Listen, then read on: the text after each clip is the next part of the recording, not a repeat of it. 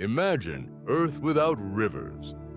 No green valleys, no fertile lands, no great civilizations, no Nile, no Amazon, no Yangtze. Rivers are so familiar that we forget how extraordinary they are. Every powerful river on this planet, every one, started with something almost invisible, a drop of water. But how does that drop become a river that shapes continents? Why do rivers follow certain paths and ignore others? And how did rivers quietly decide where human history would unfold? Today on How It Began, we uncover the birth of rivers and the ancient forces that still guide them today. Rivers are not born suddenly. They do not appear fully formed. They begin in subtle, almost unnoticed ways, through rainfall, melting snow, glaciers, or groundwater slowly seeping to the surface. When rain falls on land, gravity immediately takes control. Water moves downhill, collecting in tiny depressions in the ground. At first, these flows are weak and temporary. Many vanish within hours or days. But in regions where precipitation is frequent, water repeatedly follows the same paths. These paths become runoff channels, and with time, they deepen.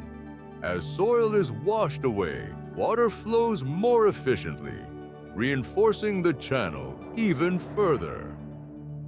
Eventually, a permanent stream is formed. This is the earliest stage of a river's life. Fragile, narrow, but persistent.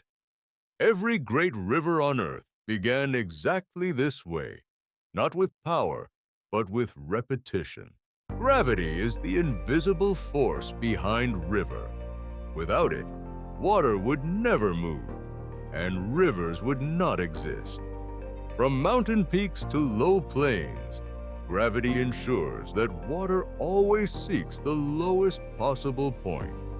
As water flows, it carries sediment, tiny particles of soil, sand, and rock. This movement creates erosion, slowly wearing down the land beneath the water.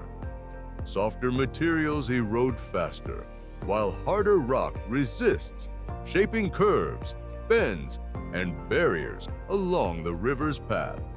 Over long periods of time, erosion deepens riverbeds, widens valleys, and creates landscapes such as floodplains and canyons. These changes do not happen quickly.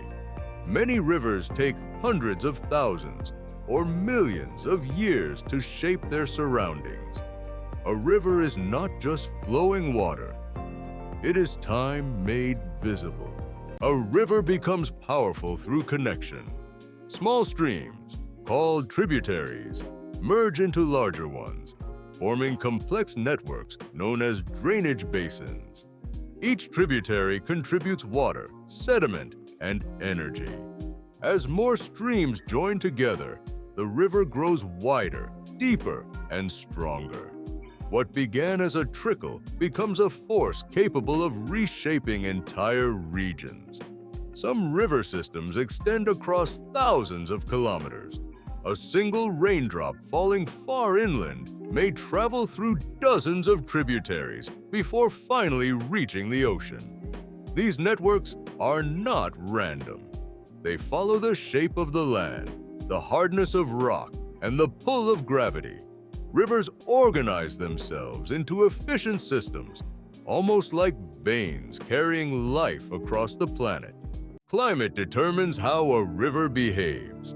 In tropical regions with constant rainfall, rivers flow year-round and grow enormous. In colder regions, rivers depend on snowmelt and glaciers, swelling in spring and shrinking in winter. In arid environments, rivers may only flow seasonally or after rare storms. These rivers can be calm for years, then suddenly flood with immense power. Climate also affects sediment, vegetation, and water speed. Changes in climate can shift river paths, dry them out, or cause catastrophic flooding. Each river develops its own rhythm, shaped by the environment around it. Rivers are not static features. They are living systems responding to Earth's changing conditions. Human civilization is inseparable from rivers. Early humans settled near rivers because water meant survival. Rivers provided drinking water, fertile soil for agriculture, fish for food, and natural routes for transportation and trade. Floodplains deposited nutrient-rich sediment, allowing crops to grow.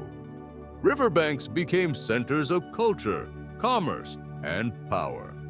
Cities rose where rivers flowed reliably. Over time, humans attempted to control rivers with dams, canals, and levees. While these structures brought benefits, they also disrupted natural systems, affecting ecosystems and water flow.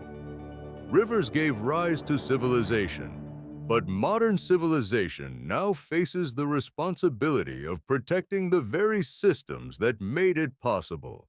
A river's journey does not end at the ocean. Once river water reaches the sea, it becomes part of the global water cycle. Sunlight causes evaporation, forming clouds that eventually return water to land as rain or snow.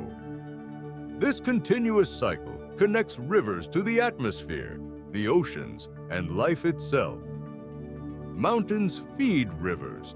Rivers feed oceans. Oceans feed the sky.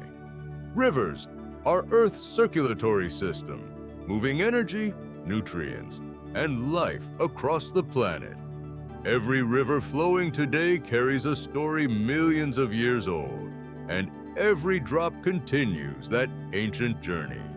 This is how rivers were born, and this is why they still shape our world. Rivers are not just features of the landscape. They are the result of gravity, climate, time, and chance, working together over millions of years. Every river tells a story of mountains rising, rain falling, land breaking apart, and water patiently finding its way forward. Even today, rivers continue to shape our world. They determine where ecosystems thrive, where cities grow, and where life can exist. Without rivers, Earth would be a silent, dry, and lifeless planet. Understanding how rivers were born helps us understand something deeper. Nothing in nature happens by accident. Everything has an origin. Every system has a beginning. Every force leaves a trace. And this is only one chapter of Earth's story. If rivers have an origin, what about oceans, mountains, life itself? That's what this channel is about, because here, we don't just ask what happened, we ask how it began. And remember, I'm your friend Santa Claus. Thank you for watching. Thank you for being curious. Thank you for wanting to understand the world a little better. Subscribe to this channel so I can tell you the origin of everything on Earth. See you in the next story.